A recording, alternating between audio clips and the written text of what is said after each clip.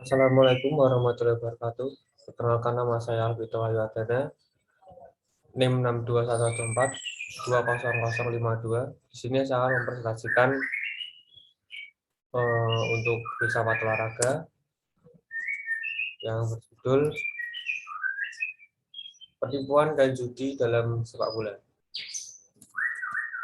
Yang pertama, penipuan dalam olahraga. Penipuan dalam olahraga perlu dibahas secara khusus bukan hanya karena isu yang telah lama muncul dan makin luas dan makin berkembangnya kegiatan olahraga, tapi juga ada dapat ancaman bagi cipta olahraga itu sendiri. Bentuk-bentuk penipuan dalam olahraga berbagai macam, baik yang dilakukan secara terbuka maupun secara sembunyi-sembunyi. Yang terbuka yaitu memanfaatkan celah kelemahan dari peraturan.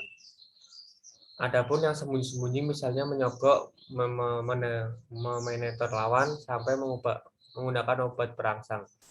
Tindakan tidak terpuji ini biasanya berlangsung di lapangan pertandingan dengan tujuan untuk memenangkan dengan menggagalkan segala cara.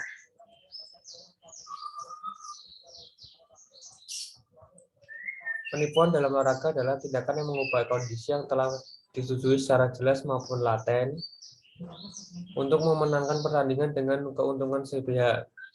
Perubahan yang terjadi itu bukan pada level tujuan, tetapi pada cara. Karena penipuan itu mendukung tujuan pertandingan, maka pertandingan kelihatannya sama. Baik bagi lawan maupun penonton sepanjang tindak penipuan itu tidak ketahuan, seringkali hanya penipu itu sendirilah yang mengetahui bahwa peraturan sudah dilanggar. Karena itu, penipu dalam olahraga tidak seberapa merusak dibandingkan dengan pelecehan olahraga yang dengan mengingkari nilai dan tujuan pertandingan. Memporak-porandakan ke seluruh sistem pertandingan sehingga biasanya ia dikeluarkan oleh wasit. Perjudian dalam olahraga. Dapat ditambahkan bahwa penipuan dalam olahraga dapat juga dipengaruhi faktor luar seperti media massa, perjudian, dan fasilitas sosial. Pres seringkali terlalu membesar-besarkan suatu pertandingan sehingga seolah-olah hasil pertandingan adalah persoalan hidup mati.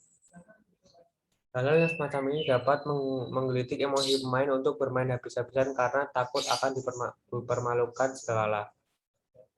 Penjudi atau orang-orang yang bertaruh sangat berkepentingan akan hasil suatu pertandingan. Untuk memperoleh keuntungan mereka, biasanya mereka melakukan tindak menyogok kepada pemain-pemain inti, biasanya agar pemain tersebut tidak menampilkan kinerja yang maksimal. Penipuan rahasia ini adalah skandal yang sukar dibuktikan tetapi jelas dapat merusak sistem. Fasilitas sosial adalah pengaruh keberadaan penonton atas perilaku pemain.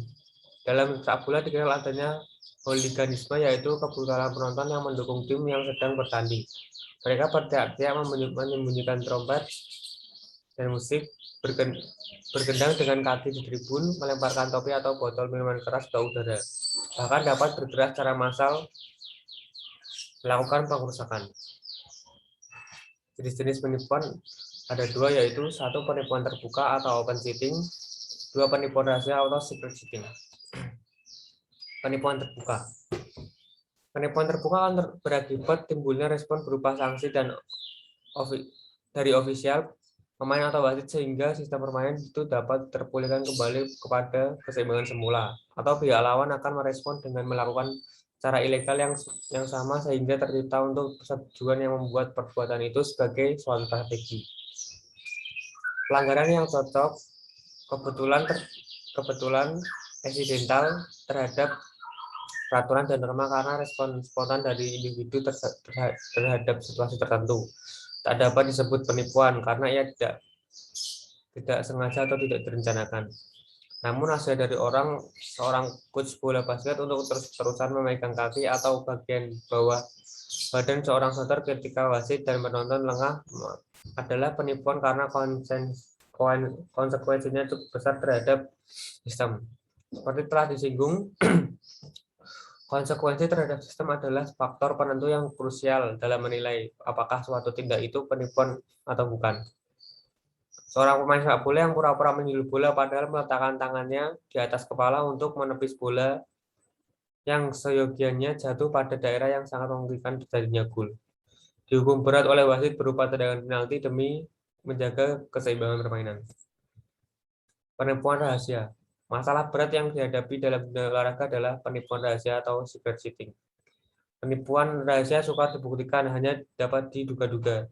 Contoh penipuan rahasia antara lain adalah pertandingan di bawah kemampuan yang sebenarnya agar lawan menang. Biasanya demi keuntungan pada babak berikutnya atau supaya lawan mau bermain terus, atau sebaliknya mengusahakan bermain di atas kemampuan sendiri tanpa memikirkan akibat buruknya, yaitu dengan mengkonsumsi obat perangsang atau doping.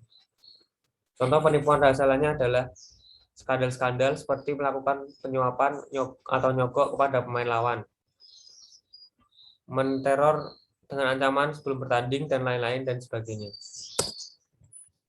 Penyebab penipuan. Faktor-faktor penyebab penipuan yang diuraikan berikut ini bukan hasil penelitian, tapi berupa hipotesis dari Lueschen yang dasar atas kondisi struktur sosial dan pertandingan olahraga. 1.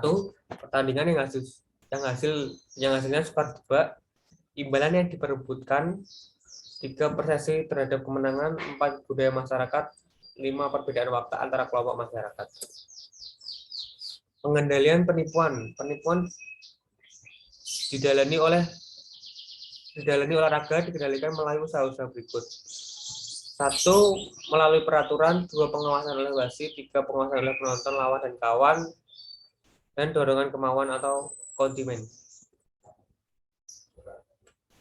Kesimpulan dari penipuan dan judi dalam olahraga. Penipuan dalam dunia olahraga akan selalu ada walaupun itu bertentangan dengan warisan olahraga itu sendiri, yaitu persaudaraan. Penipuan dalam olahraga ada yang terstruktur seperti pengaturan skor, suap, judi, dan sebagainya. Ada pula yang spontanitas terjadi di lapangan, seperti sliding tackle, mencederai lawan walaupun tidak sengaja. Itu semua merupakan tindakan yang tidak diperkenankan dalam olahraga. Upaya-upaya untuk meminimalkan sudah banyak dilakukan, seperti membuat peraturan pertandingan, pengawasan terhadap pertandingan, supporter, peningkatan kemampuan dari seluruh pelaku olahraga.